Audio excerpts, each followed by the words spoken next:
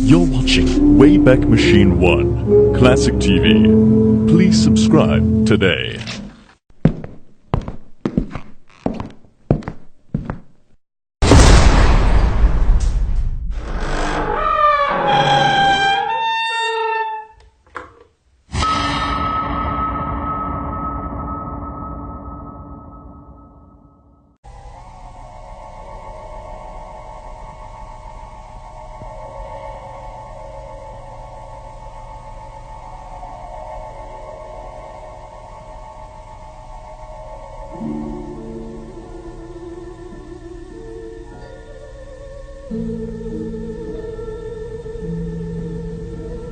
Good evening. Tonight I'm going to tell you another strange and unusual story of the unexplainable from behind the veil. Ever since man was first able to think, he has tried to find reasons for those happenings that he has been unable to explain. Yet even today, with the knowledge of our universe which we have amassed, despite the myths that we have exploded, there are still areas about which we know nothing. The world beyond our understanding, the world behind the veil. Our story tonight concerns the dark and violent circumstances surrounding one of the most famous criminals in history. George Durst was a normal citizen of his time. A man completely average in all respects. All respects but one. I knew it. Tucked away down at the bottom of the page. Mr. Walter Durst will give the last of his lectures on clairvoyance tonight at the Cumberland Hall. What? The advertisement. So discreet it's practically invisible. I thought it was quite tasteful. I wish you would let me deal with that side of the business. You have no head for publicity. I had such an odd dream last night. Not black horses again. I couldn't stand another funeral. It was most frightening. I wish I knew what it meant. Good heavens, they've discovered petroleum in Cheshire. Judith, please listen to me. Walter, I am sorry. I didn't realize you were so upset. Last night... Judith, do you really believe I somehow have an ability to see into the future? Good heavens, dear, we know you do. I mean, some people are left-handed, others have perfect pitch. It's happened before, hasn't it? Time after time. The fire in the hotel at Bournemouth, the diphtheria epidemic. Walter, what is it? Judith, last night I saw a murder done. Why must it happen to me? Why not to someone who understands these things? I don't want it. Now, Walter, don't be so foolish. We have to make a living, dear, and I'm not sure that you'll be very good at anything else. I was so frightened last night. Then why didn't you wake me? You were so sound asleep I didn't like to. Just after I went to sleep, a most odd feeling, as though something were trying to get inside my head, something pushing and probing, and then an odd sound like nothing I'd ever heard before, and then the picture. Misty at first, the buildings all blurred. And then, all at once, it came quite clear. I was walking along a darkened alley in the East End. There was no sound. I could hear nothing but my own breathing. I wanted to save the woman, and at the same time I knew I couldn't stand to see what was happening.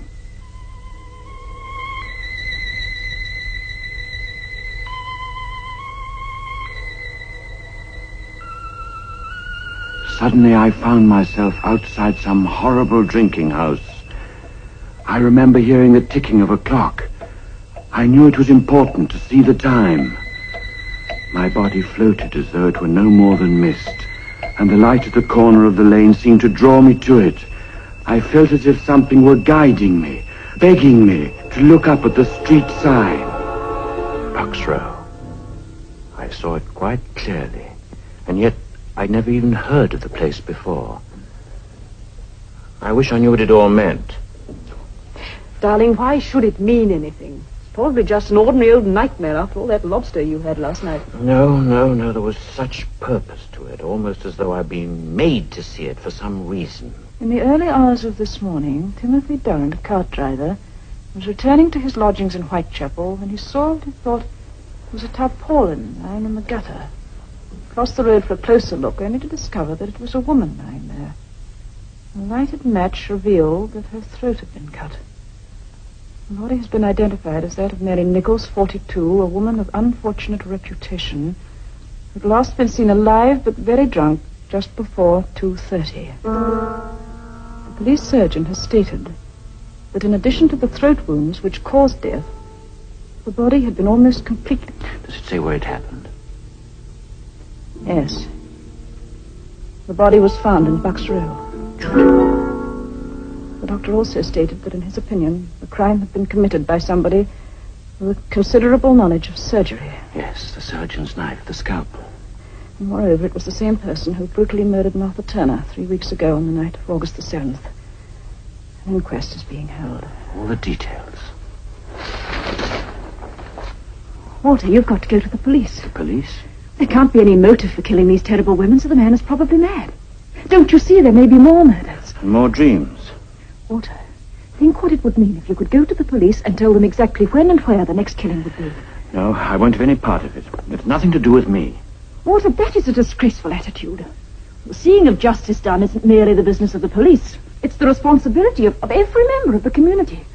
Why, it might mean the saving of countless young lives. Oh, they were hardly young. Walter, it is your duty to go to the police. All right. I suppose you're right. As usual. And darling, think of the publicity.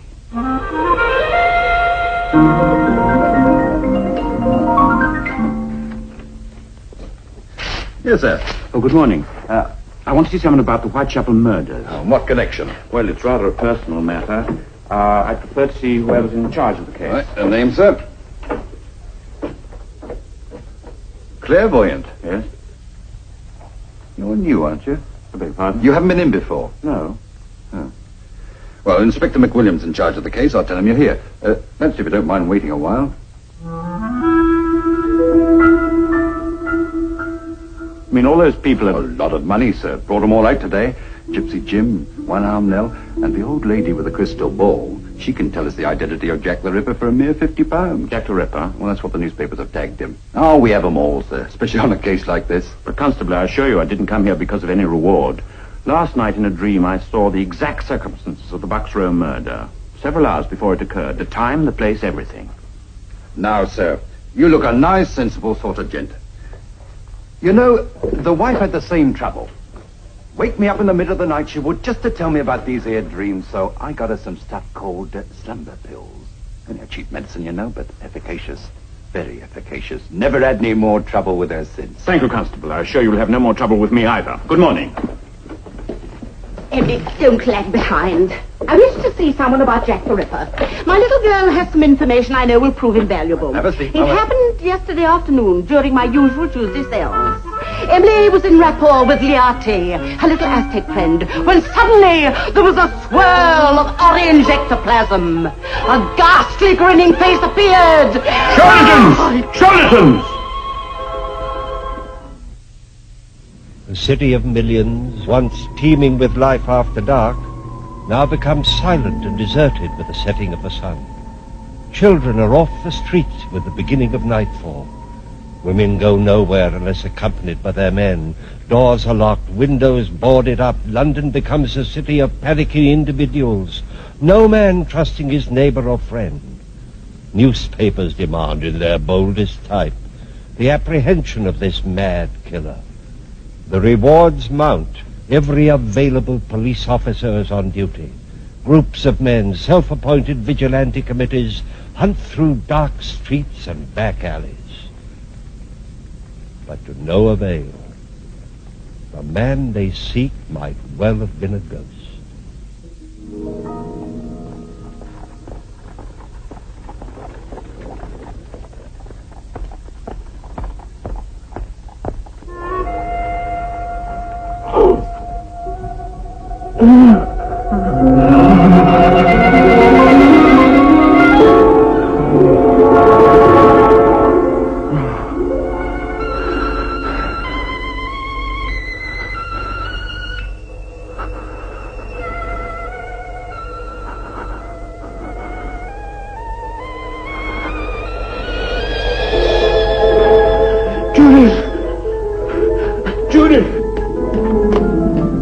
Judith! Look! Look at my hand! Look! It happened again. Quite suddenly. I saw the body. He'd cut an ear off. It was lying in the gutter. I picked it up. You see, the blood's still on my hand. No, I won't wipe it off. They can see it at Scotland Yard. It's a manifestation. They'll have to believe me. Walter, it's your blood. You must have dug your nails into the palm. No. I saw it, though. There was a red flower in her dress. And she had a bunch of grapes. And she was still clutching the bunch of grapes. My dear, you must eat something before you go. Go? Well.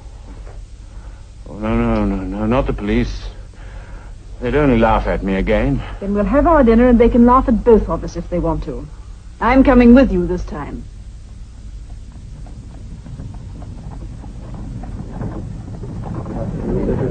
First, please, thank you. 2 pennies. Yes, madam. First, please. I think I've got some pennies. Change at Oxford Circus and take... What? He's here. I can feel it. Somewhere quite near. Oh, what are you talking about? Jack the Ripper. He's here on this bus.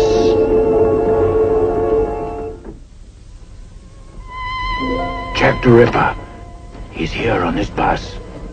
Where? I don't know. But I can feel the vibrations. It's the same man, the man in the dream. Regent's Park. Walter, are you certain? Of course. Then we must do something. Try to find him. It's vanishing. It's fading away. Regent's Park. Walter, quickly. What? Judith.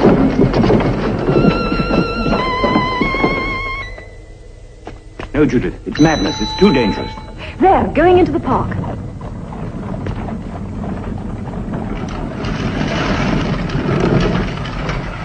Walter, don't stop me. Which way did he go? I don't know. I can't feel it anymore. Well, try. Concentrate. You must. It's no use. He's gone. It just isn't there. Oh, he's so close. Well, I'm sorry. I couldn't help it. Besides, it would have been madness. Now, I think we ought to go and tell the police. Tell them what?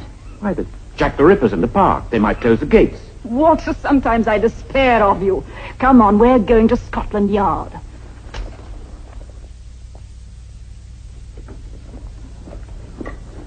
Oh, I didn't expect to see you here again, sir. I want to see Inspector McWilliam, isn't it? He's busy. We're trying to find someone called Jack the Ripper. Perhaps you've read about it. The constable. Walter, let me. Constable, today is the 30th September. It is. And it may be remembered as the day that Jack the Ripper committed his 4th murder. That is, if you just stand there and do nothing to prevent it. Ma'am, I had my orders, that's all. But please, you must let me see the inspector now.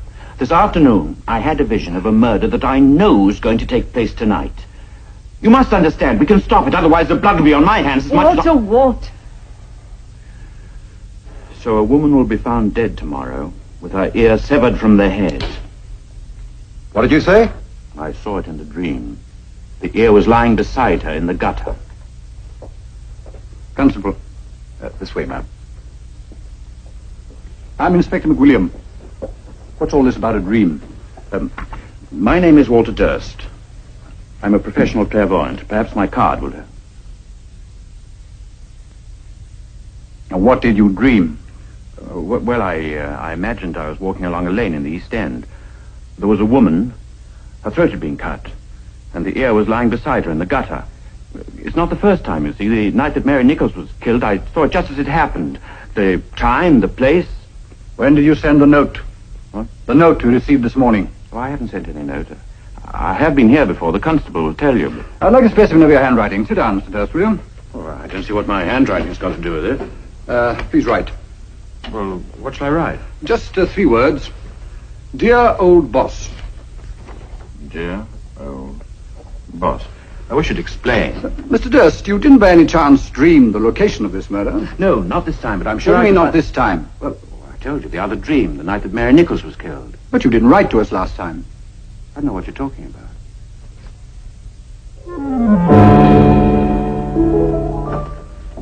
Then you must believe me, Inspector. I told you that I saw it. No one knew of this letter except the men in my office and the man who wrote the letter. Did you write this letter? No, I didn't write it. I didn't. Judith! Judith! You You will be kept in custody until we can make further investigations in the morning. Please let me go. Don't you see what you're doing? That's enough. Come on. But the woman, I saw what he did to her. You couldn't tell it was a human face. You could save her. Perhaps I have. Please let me help you. All right, Constable. Well then, God help you.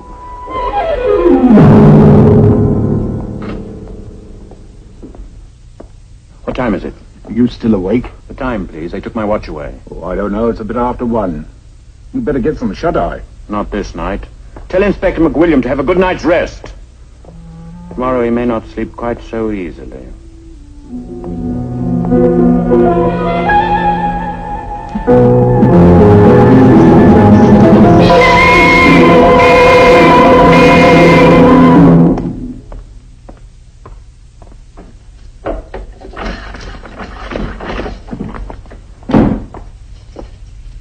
All right. They want to see you at the yard.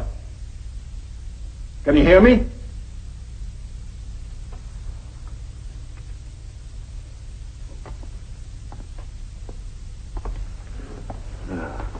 God forgive them.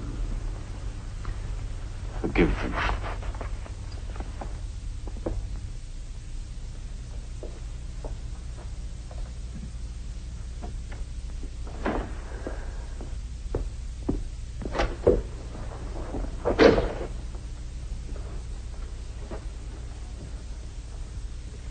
So it happened. And it was in your power to save that life. 2 lives. 2 women murdered within an hour. One in a yard at the back of Berners Street, the other in an archway off Mitre Square. Both of them hacked to pieces. You were right in every detail. Every man available was on duty in the East End last night. And every suspect we had was under lock and key. It's impossible. Yet it happened. It's impossible. But you knew. How? That's a question I've been asking myself all my life, Inspector. Perhaps the answer will come later. I trust, sir, that you will accept my apologies for what happened last night. Inspector, I owe you my supreme gratitude. This was no imprisonment. It was a release. Until last night, I've been afraid of this gift I have. Ashamed because I was not quite normal. My wife had to have my courage and my convictions for me. Now I know this power was given to me for a purpose. Respect must be paid to it, and to me. I wish to heaven I'd believed you last night. Should you dream again, of course I shall act immediately. We can act now. Walter, last night? No, this was no dream. But I can find Jack the Ripper. Probably tonight. This time I shan't even ask how. Every policeman in London is at your disposal. And that won't be necessary. Shall we meet at my house at 7 o'clock? At 7.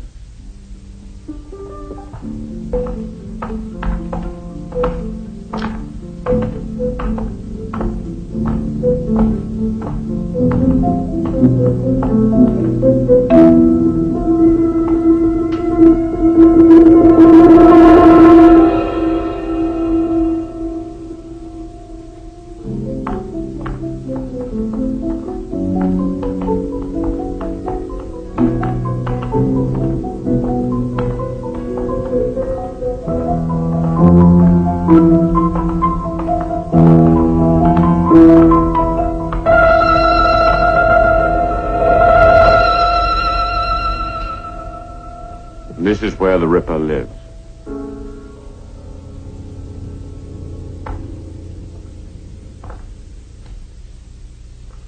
G.R. Willardon, FRCS. Do we knock? I don't know. I don't think we can wake them at this late hour. This is where he lives. It's incredible. A large house in Harley Street, FRCS. Fellow of the Royal College of Surgeons. Inspector, there's a dog lying at the foot of the stairs. Seems to be light on, sir.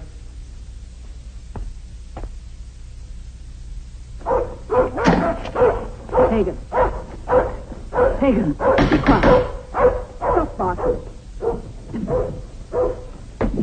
Yes, what is it? We're from Scotland Yard. I'd like to speak to Mr. Willardon. Who is it? Mrs. Willardon? Yes? I'm Chief Inspector McWilliam, Mr. Durst. I'm sorry to disturb you so late, but we should like to ask you a few questions. I must ask you to leave. It is very late. Mrs. Willardon, this concerns the Whitechapel murders. It would be very easy for me to get a search warrant. The police? Mr. Willowden? No. My name is Hatherley. I am Mrs. Willowden's doctor. May I ask the reason for this visit? I would like to see Mr. Willowden. That's impossible. Will you come into the library, gentlemen?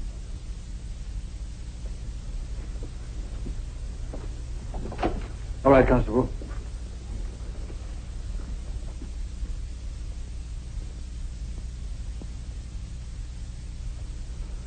The funeral is tomorrow.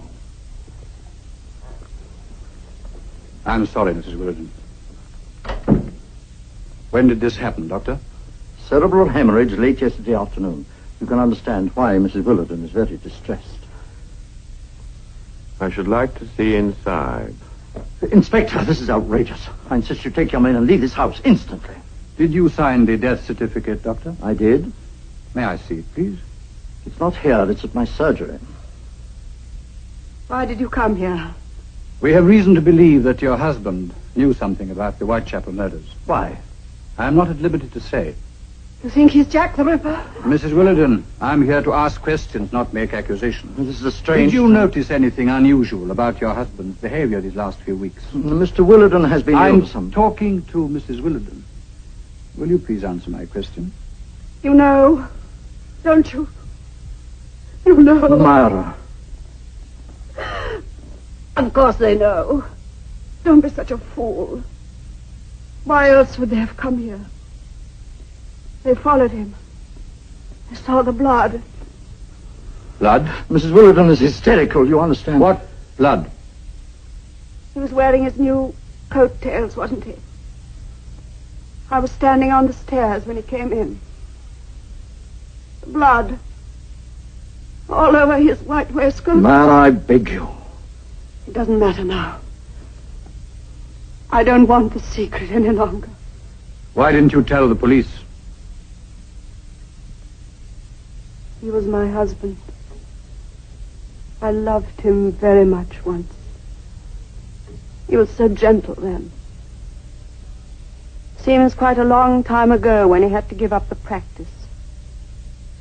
It was terrible seeing the change in him. I wonder what made him do those things. One day I heard Pagan screaming down here in the library. He wasn't allowed in here at all. When I came in, he was sitting just over there, biting at his paw. There was a hatpin right through it. He used to love the dog so much, too. And there were the bats. You know that he paid boys off the street to catch bats for him. They'd bring them in a bag to the back door. I saw once what he did with them.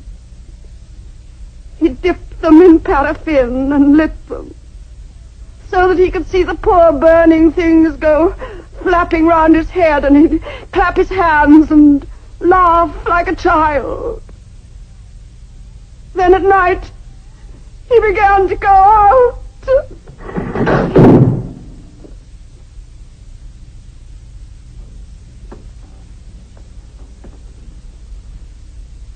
So, the funeral is tomorrow. Yes, to all intents and purposes.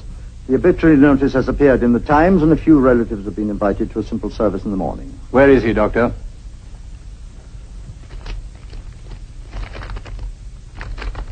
A certificate of insanity. Yes, Willowden was sent this morning to an insane asylum outside Edinburgh. May I keep this?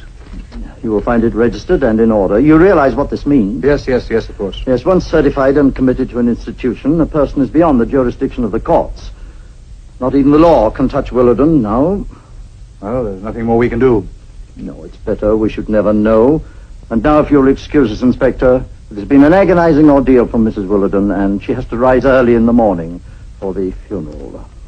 Inspector, is it a terrible thing to hope? There will be more murders in Whitechapel. Dr. Willowden was beyond the reach of English law. His guilt or innocence could never be proved. But strangely enough, the slaughter in Whitechapel ended that night. Jack the Ripper never claimed another victim. But what of Walter Durst? How does one explain his gift of precognition, his ability to foretell the future? How could he foresee in such detail the victims and the circumstances surrounding their deaths? He'd never seen any of the women involved. He'd never even been to the places where they met their death. And most of all, how was he able to lead the police to a man he did not even know existed? There is no explanation known to us, but this we do know. On that night, over 70 years ago, ended a reign of terror unlike any known before or since. Please join me again for another journey into the world of the unexplainable, which lies behind the veil. Good night.